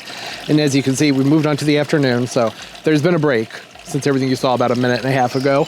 About a 4.5 hour break because I needed to charge and review the files that I had filmed, make sure that everything looked good, use a new camera. I filmed several videos with it when I first got it that the quality was very bad. White balance was totally off. It's because I filmed them in HDR mode, thinking that bug just flew in my mouth, thinking that was the way to do things, that would be beautiful. And it did look nice, but it really washed everything out. And if you don't watch it back in an HDR format, the videos looked horrible, and YouTube doesn't auto HDR, at least they didn't with my videos, because they weren't in 4K. This one's in 4K, so I'm trying to keep an eye on those things. So that's what I was thinking for those pots down there. I also remembered that I had these Acalphas that I wanted to have in the front of these containers, which is why I had 4 of these. So I could put one of these on each side of these Miami planters with an Acalpha coming down the middle. So glad I remembered that. Also dropped these really pretty pink New Guineas in the back of these containers. These are Harmony Radiance Hot Pink. Really pretty pink color on them. I think those will look great with the orange flowers from the Crossandra. Moving down here, there were some bromeliads. Here they are. These guys right here. These are Neoregelias. I don't know what kind. What I have planned for them may not work out, but it's one of those things we're just going to have to see. I want to put these in a spot where they're going to be getting a lot of sunlight. Well, one of them will be getting a lot of light. The other one, it won't be quite as much. And I don't have a variety name on these. They were just assorted bromeliads. Typically, the more red, the more white they can take. These don't have a ton of red in them. But, well, we're going to find out. Really, the Fireball is the one to go with. As far as just ease, they're easier to find, and they can take a lot of sun. But this is what I have. I have that other Fireball down there, but I'm holding on to it for that planter I was telling you about. needs to be turned. The whole pot needs to be turned. I want that to be in the front. Those bromeliads in there. And then I have a bunch of vinca and some roeos. Where are the roeos? Here we go. Roeos. Be careful. That orange tree right next to me will pop my eyes out if I'm not careful. Now remember, these had a palm tree fall on them just a week and a half ago. So they're not looking too hot, but they're quick growers. They'll bounce back and look pretty good. It's just gonna take them some time. It actually probably won't take that much time. One of those in there. The other one, you can see the roeo from last year survived in this container. So moving forward with the rest of these, what I'm going to do, these containers, is what I'm referring to. I'm going to get them backfilled. That'll be in a different video, so that they're completely full of soil, and then I top dress them with sand and seashells. And I have some vinca, and what was the other thing? I had it all planned out and ordered. This guy got knocked over. Set you up right. It'll be hard to keep you high. Oh, blue phorias. These right here, these are awesome. Do any of them have any blooms on them? Well, they have buds on them, no blooms. Does the tag have a picture? It does. Pull that up here. The blue phoria mandevilla. It's a bluish purple mandevilla. I don't know if they're calling it mandevilla or diplodynia. Mandevilla. Okay. So I got these because I wanted to put these in these Gossia palm planters here. I don't expect them to do very much, but I think that this will be a good location for them. The Gossia palms are more on the dry side. These don't get watered anywhere near as much as the hydrangea planters on the other end. So the plants that go in here need to play well together, right? So I'm going to want to have maybe some vinca that comes over the edge, but not a lot. And then just other round things. And mostly I'm going to want to be able to just see the tops of these pots with the sand and the seashells in them. Taking it easy on what I put inside them. And the bromeliad this might not work out, because I think that really, those don't need to be in the same container, right? I can do something better with those. Well, that's fun. Now I have 2 extra bromeliads. I'd gotten those, wanting to put them in those pots, but hadn't thought through it. They don't really look right with the roeos. This guy right here, tropical rose, sun patient. That is going to get planted up over here. Do this every year underneath the Robolini palm. That's gonna be beautiful. Okay, there we go. See, I didn't forget. Thanks for reminding me. And then I have to scoot this out of the way. I'm gonna lose an eyeball to that thing. I have 2 of these funky pink begonias. Oh, and that Coladium that fell down out of its container. Glad I saw that and remembered. The 2 funky pinks. I think these would, oh, they're so pretty. Aren't those beautiful? That's a great one. So pretty, so much color. I'm gonna wanna try and work some begonias into these containers. So just set that right there. I really shouldn't be piling these up very much over here just yet because, well, I have to repot these. But look at that. I love that color combo. And then I have these beautiful zebra plants that I got back in the winter time from the grocery store. They're really cheap. I don't remember how much they were. They're like $10 and they're nice and big. And I was holding on to them because I wanted to put them over here. So that's going to be nice. Getting somewhere over there. Maybe I should move these. Otherwise I might forget that they're over there tomorrow and then they'll get scorched in the sun. I just don't think they would do well over there. Hey, they might do well over here though. They're going to get morning sun, afternoon shade. That would probably be a better option. I think that would be much more safe. This looks like a Neoregelia that probably does want a good amount of light, but probably not the kind of light that it would be getting right here, surrounded by all that pavement. I think they would probably get cooked. Okay, and I have these lemon blush caladiums here. I got these with the intention of putting them in these containers right here, because just look at how fantastic these are in a darker spot. They really light things up. Isn't that beautiful? You have to use your imagination, pretend everything's planted up and looks nice, but it really pulls your eye back, doesn't it? That sounds weird, pulls your eye back. You know what I mean. But I was also thinking that these would look good maybe underneath a different palm tree over there by the door. Nah, they gotta go over here. Those are perfect. Fine, I have tons of other caladiums to play with, and I have another one of those lemon blush too. So I like to have caladiums up in this area also, because I like to have it so that when you walk out the door, you're standing right here, there's a lot of stuff going on over here, and all these planters. So probably begonias and some sun patience. I have some extras of the tropical rose that need to get planted up. They've been in their containers for way too long. See that? That needs to get potted up. I think that that would be good over here. That's going to be some nice color. And then some caladiums to go in there. I'll get that bromeliad sunk down. I'm not going to be able to plant it into this container. There's no way. There's a lot of roots in this palm tree. I'll figure something out there. This spot is much more shady than it used to be. Not over here. Not so much in that. Are you okay? Did you get bit? You all right, baby? More so over here underneath this Robolini palm. So just mentioning that because I may end up doing something else with the tropical rose sun patience. It's getting afternoon light, so that's good. But that may not be enough. I have all those extra impatiens that you saw down at the other end. So once these pots are filled up, I think it would be a good idea to just go through and poke in impatiens. Got a lot of extra color over here by the door. And then I'm going to be putting other impatiens in here as well. I do want to wait and see how the New Guineas do. Me and New Guineas, we just don't always get along. New Guineas and tuberous type begonias are ones where I've learned that in order for me to be successful with them, I have to plant them up early in the season. As in, you know, probably about a month ago. The problem is about a month ago, most of them aren't for sale at the nurseries. Luckily, we're having a cool spell, so they can get planted up and still have a week or two of cooler temperatures. They like it hot, but something about getting them planted up when it actually is hot, they end up just not doing well. They rot away on me. Now, something else I would like to do, I'm not going to. They're thirsty. I don't want to mess with them. But I do need to get these helis placed. So these nicer heliconias, this nicer batch, those are going to go into these blue pots up here. And the ones that are in these pots, I'm going to pull them and stick them in the landscape somewhere. These, they didn't fare very well from shipping, I think is what the problem was with those. So I'm going to pull those. And then I have these sun patience that will go in there with those. And there's a few other annuals over here. Those are just mixed annuals.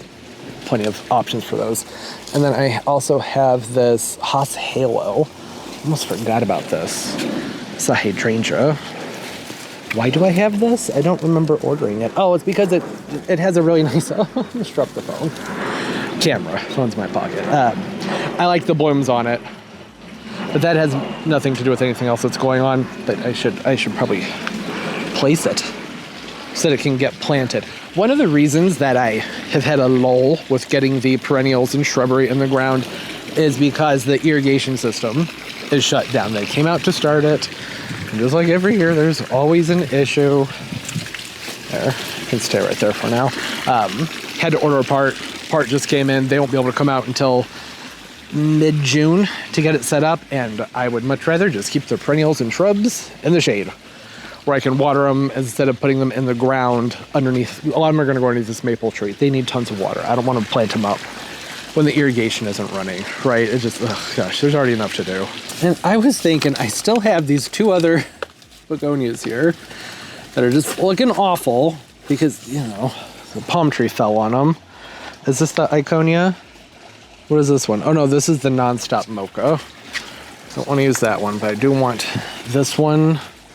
And then this must be the other Iconia. Sheesh.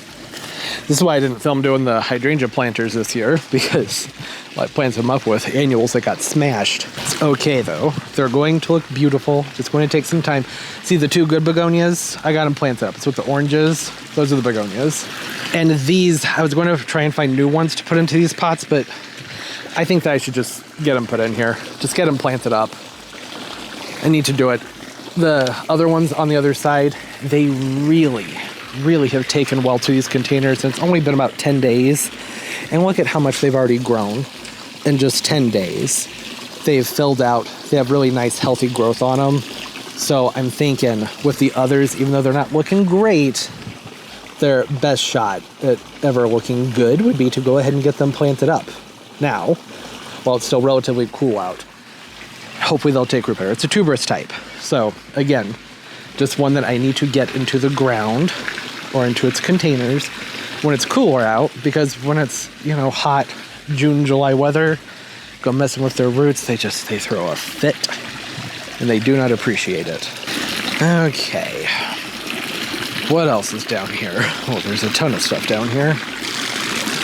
But what can I actually work with right now? I have lots of options. Most of those things need to go into the ground. I'm thinking over here, I was talking about how much I liked this arrangement, so why not actually get this set up, in a sense, down on the other end. I love this Coladium so much. The clowning around. I think that one is just freaking awesome. I don't know if it needs to go with Monstera, but I think that they would look good being in the vicinity of each other. Does that make any sense? Probably not. Oh, and some Heliconias. I need to get those spread around too. Well, that's less than ideal. I just had like a 30-second long sneeze fit. Pardon the awkward pause. Well, here we go. I think it'll be okay. Let me find some light. See that? It does have some roots coming in. So as long as this doesn't go into really intense light, then it'll be okay. Just pop that down in there. Make sure it's steady and hope for the best. I got the other one potted up in there on the other side. So all I can do is hope for the best. It just made more sense to go ahead and get them planted than just leave them in these containers. That wouldn't have worked out very well for them. Let's see. So I got some of these moved down to that end. Did I talk about what I did with these planters? I don't think so. Probably should, since I didn't film it. Tiara Pink, Petunias in the front. Backlit, but beautiful in the front and on the side. I am probably going to add to this some more. I wasn't going to, but I'm just really enjoying these colors. There's a lighter pink Sun Patient in here. Don't think it's coral pink. And then there's this magenta, compact magenta in here as well. No, never mind. That's not hot coral. That's compact magenta. And the coral pink, hot coral. I'm going to like the way these look when these get bigger and fill out those two pinks together. The yellow in the back from the pack of stackies. These are already growing so well. And then this touch of orange and apricot from these begonias. The idea here is that these will all blend together and have some nice color. These should grow over the front. Oh, I forgot I tossed some Nemesia in here too, just because I had them. So I figured, hey, why not? Let's put them in there, see what they do. I want some more spillers though. So I will probably try and find some of the Tiara Blues and do one on each side, and then a Saffron Finch in between each one of those. Got a lot of yellow in there. That'll help bring the yellow into the bottom. That didn't make any sense. It'll round it out. So you have this yellow up top, all this color right here, and then get some more down at the bottom. I think that'll look really nice. Yeah, it's going to take a while. These were smashed, remember, except for the pack of stackies and the petunias. All the impatiens that are in these were squished in the begonia, so it's going to have to wait a while. Does anybody want a flower update? Flower, the dove. There she is. Hi, Flower. Yeah, we see you. Such a pretty bird. Such a chill bird. She's so chill. Okay, so that's a lot of what's going on over here. I'd like to get back to work over there, but I did realize that I didn't really talk about the Laurel Hedge. I just talked about the thing I always talk about, which is that I'm terrified that it's going to die during the winter time. It is flushing out with a lot of new growth. I came in late winter, early spring this year, and did holly tone on all of them, a very heavy amount, and compost, and I scratched it in around the drip line. It took a while. It took a lot of it too, but I do think that has made a difference. They are putting out a lot of growth. I pruned out some of the dead, and then some more dead showed up from the winter time, so I need to come in and hack away at some of that. The ones on the end suffered the most damage during the winter, but aside from that, I do think that they are absolutely lovely. They're going to be getting more light this year than they have in years past, because that maple had to have a heavy prune. So that may help them a lot. I think a big thing is just going to be keeping these very well watered and well fertilized this year. I mean, that's what I always do, but even more so, that's going to add to their cold hardiness. Look at all the dead that's back in there. This one just started to completely die back. I pruned it, lost some more. So it's not great. That's why I have the backup hedge there. So I know it's been a while since I was talking about that, but I thought I should finish off that thought. Another thing I didn't finish off was all of the impatient seedlings I talked about down there. Look at them. A lot of these are maple trees. Some of them are weeds, but I'm going to give it some more time to let them come into themselves and make it easier for me to see or distinguish between which ones are impatient seedlings and just weeds. And there's stuff like that. I know that that's not an impatient seedling, so I could pull that up. But there's so much of it. This whole thing may end up just filling out with tons of impatiens. Because, you know, they reseeded from last year. It's what they do. Okay. I'm going to start grabbing some of these and move them to the other side and doing something with them. I don't know what, but I have some ideas. You know what? I'm going to hold off on the rest of that. I want the heliconias to be finishing touch because they've been so finicky this year. I don't know if it's the shipper or what the deal was. I want to move them until I'm ready to actually do with them whatever it is that I want to do with them. But I do know that there will be some over here. There'll be some over there. There will be 4 in those blue planters up top. And then there'll be some over here. And then lots of extras. I am probably going to put some of them up on the hill by these Colocasias too. Because why not? I have enough of them. Go ahead and plant some up around the bases of them. I think that'd look really nice. Oh, mimosa tree. Get in there, close as I can. Budding up nice and early. This one was a very, very late bloomer last year. That's fantastic because it needs a prune, but I prefer to do the prune after it's bloomed. But the last couple years, it has just taken forever for it to go into bloom. So it's been getting too hot by the time it's done blooming to actually do the prune. But I'd say that should be done blooming by mid-July. Well, that's still not the best time to prune on it. Well, it's going to get the prune regardless. It has to get a prune this year. There was something else down here that I knew that I should talk about.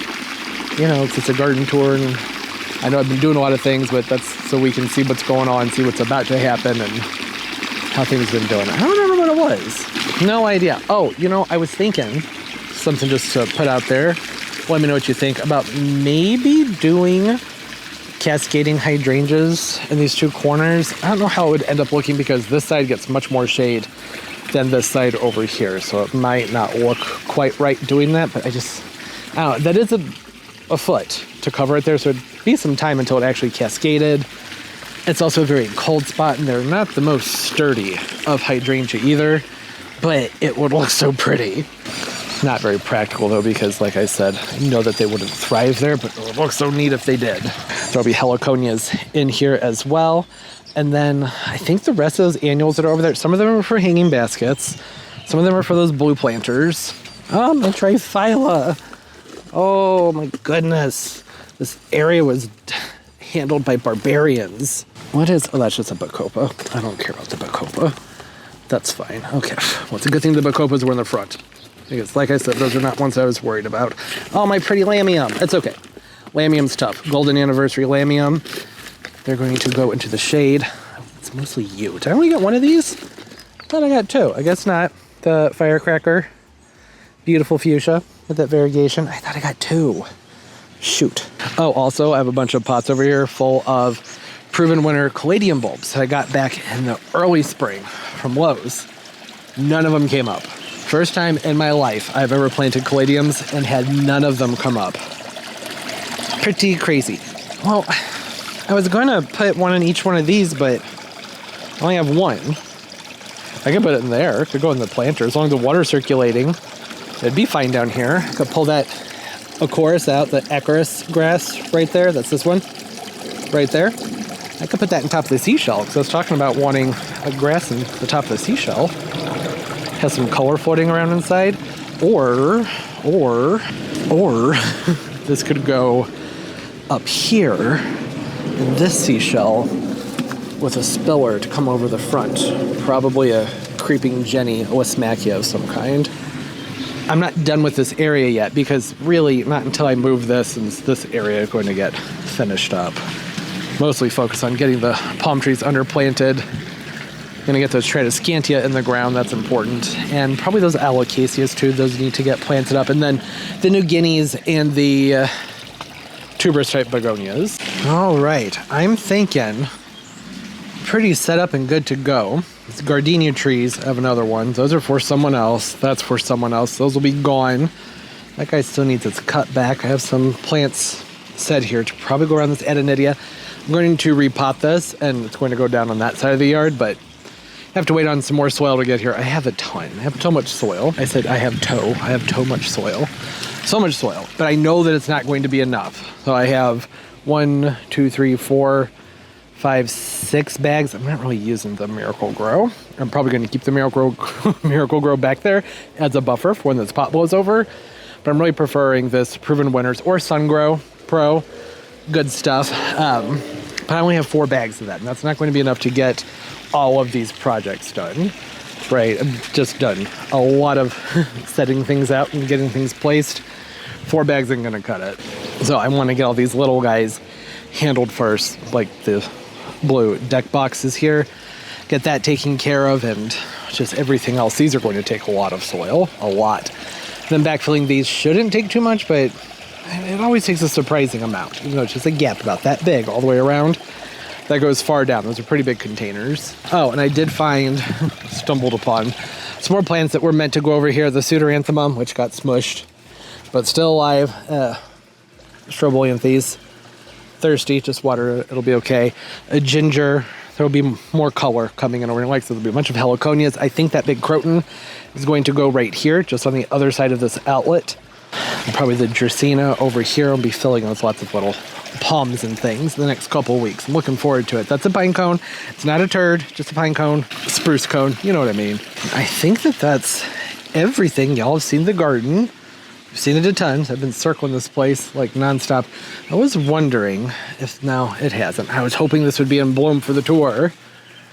The giant orange king fuchsia. Been looking forward to seeing the blooms on this one, but just not there yet. Soon. It was sent as just a teeny tiny little plant. It was a little plug. It's supposed to have really cool flowers on it. Oh, mangave. Got this guy potted up. Praying hands. That's a fun one. Some Sansevierias. He's got repotted in the wintertime. I think there was a video. Succulent clamshell. Looking good. Yeah. Cleared a lot of space out here. Ooh, I need to move this. I have this Anthurium just hanging out down here amongst the shade of everything, but I just moved the things that were shading it, so I need to get this stuck back into a spot where it's not going to get killed by the sun. I don't know where I was going with that. There's way too much sun over there. It's afternoon sun. This will get tucked away, I don't know, somewhere in here. But right now, just set that right here with the other things that are waiting to get placed around. Whew. Okay, well, there's the sort of May garden tour. I'd say it's a garden tour. Got to update on a lot of things. I did forget to talk about this red bud over here. I talked about it in a different video, so I just forgot that I hadn't talked about it in this one. Let's get above all the bags of potting mix over there. This is a Sweetheart Caroline red bud. I planted that up 3 or 4 years ago. I think it was 4 years ago. And it was, a small thing. And I planted it with the hopes that it would come up and spread and fill in this gap right there. That is a very big, obnoxious gap that shows right into the neighbor's lawn.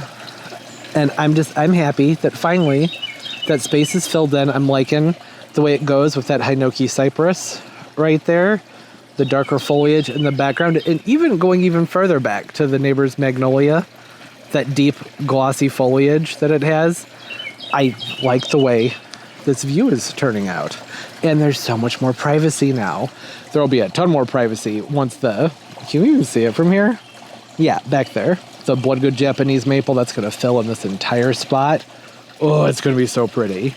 It's a good one. There's a video coming out about it where I talk about why I like it and why it's such a good one, and I planted up. So that'll be out in a couple of weeks, but lots of stuff has happened. It's been mostly perennials and shrubbery going into the ground, and this is basically the kickoff to the summer annuals and the tropicals and everything. I'm glad to have things set and organized to where I had wanted them. This spot I think is going to look so good when it's finished. I don't know what that was. I just got startled by something. They are a little bit wild looking, right? But I think that will be better once they get raised up some more. And I am going to have to make sure that the plants in here still get enough sun. I think they will be, because the sun comes in like this in the morning for several hours. That should be enough to keep them happy.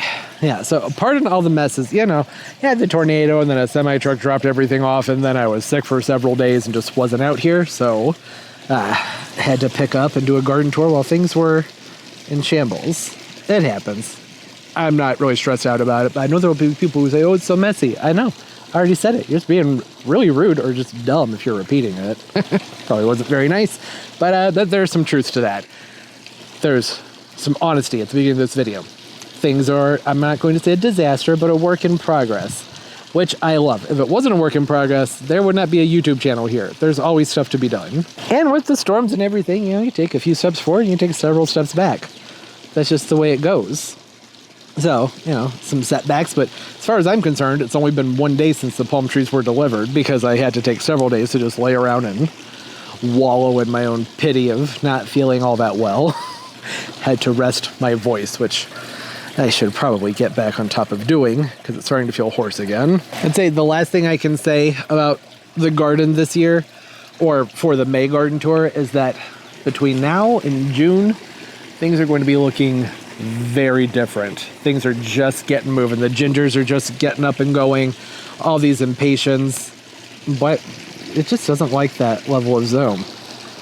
They're going to start to take off when it warms up. They've already been in the ground for a few weeks, several weeks really. So once it warms up, those should really explode with growth. And there's an event here coming up June 20-something-ish, late June. And this entire backyard has to be just perfect for the event. So I have a lot of work ahead of me, not just getting things planted, getting this stuff planted. It might seem like a lot, but these are they're little plants. That's not a big deal. I can do all that in a day, less than a day, everything that I've been placing. That won't be a big deal. But I do want to come in and retrim the garden edge, put fresh gravel into all of the beds, clean up the driveway, gut it, and probably do a pot display there. I've always wanted to do that. I have some yuccas set aside over here to go into some containers. They're right there. Some containers that flank each side of the gate right there. I think yuccas would do best there. That spot gets really hot. They'll be up on drip, but it still gets very warm. I'm not going to bother with that until the irrigation's up and running. But the rest of the stuff I can get moving on. Oh, and I never finished the thought. That Edenidia right there, this one. It's a really pretty one right there, not this ugly one. That really nice one. I am going to be putting that, once it's repotted, into the garden bed right where that Robellini palm is. I'm going to lift up that Robellini palm and take it to the front porch. I think it'll look really nice on the front porch. So it'll be that nice tall Edenidia trunk sticking up out of there across from the triple Alexander. I think that's going to help make up for the bananas being smaller and less impressive this year because I put new bananas in the ground. They're not even worth looking at yet. They're just sticks. But Balbisianas and Unionensis bananas are in place of the Bajus. There's still a Baju right there coming up, and it can stay there. That's fine. But there's just not going to be much to see there this year. They might get, maybe 5 to 6 feet tall, but it's really not going to be until next year that I would expect a lot of growth of those bananas. So I think it'll be nice to have something taller over here in that corner. It'll help even things out some. Oh, heck, really, not even by the end of the month things will be looking that different. I would imagine by the end of next week's vlog, things will be looking very different because now that we've done this garden tour, I can go ahead and get things moved around and placed and all these things planted. And, well, I guess I'm not going to do a lot with the perennials until the shrubbery and perennials until the irrigation's up and running. So that'll be after the next one. Within the next 2 weeks, though, there'll be an awful lot happening out here. Now, things have been mocked up. Everything over here is probably going to change. Not everything, but things are just set in the vicinity of where I would like them. And so there'll be heliconias popped in all over the place. That Thai is probably going to go on the other side underneath the Robellini palm back into the shade. Yeah, lots of fun stuff. That grass will probably go in the front over here. Who knows? Because we'll find out by the end of next week's video. Oh, the Areca palm. It's adjusted to being outside very well. That was the last thing that I wanted to talk about. I forget to give the Areca palm the attention that it deserves in these videos. This thing has been a trooper. I don't adjust it to the light. It goes from being in the grow space to just being outside. It's too big to harden off. There's nowhere to put it. And the Areca palms take such a long time. I'm talking probably 2 months to take them from a darker location, like the grow space, to being out in the sun, to get them to the point where they won't scorch. So I just bring it out and I let nature do its thing. It usually scorches out, but then it flushes out so quickly, it's already flushing out with new growth that you don't even realize that there's stuff that needs to be pruned off. In a couple of weeks, there'll be enough new foliage I can go ahead and prune out the stuff that did scorch. You can see some of it up here. right there. That got some scorch on it. But all the new stuff that's coming in helps block that out. And the canes, not the canes, the trunks are starting to get that nice golden color from being in the sun. Just imagine how beautiful that's going to look when there are nice, healthy looking plants right next to it.